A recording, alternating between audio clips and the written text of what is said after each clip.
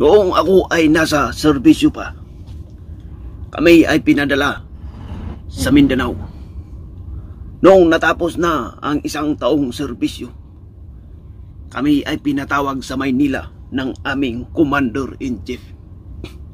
Sabi niya sa amin, nang dahil kayo ay sadyang matitino, ginampanan nyo ng maigi ang iyong sinumpaang tungkulin.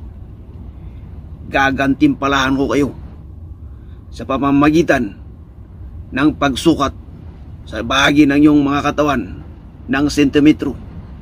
Bawat sentimetro ay 1,000 pesos ang katumbas.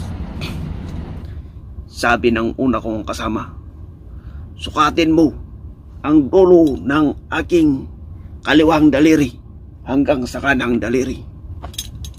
Sinukat ng taga-measure at sabi niya, 250 centimeters. Di binigyan na siya ng 250,000. Sumunod ang aking kasama. Sukatin mo mula sa aking tampakan hanggang sa aking dulo ng ulo.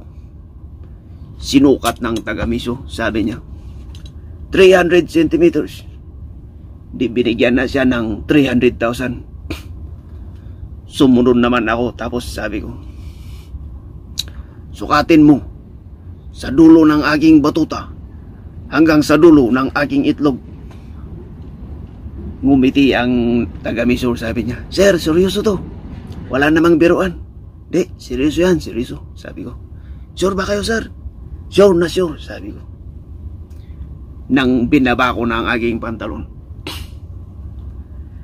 mga 5 minutes siguro, nahirapan siya eh. Nahirapan.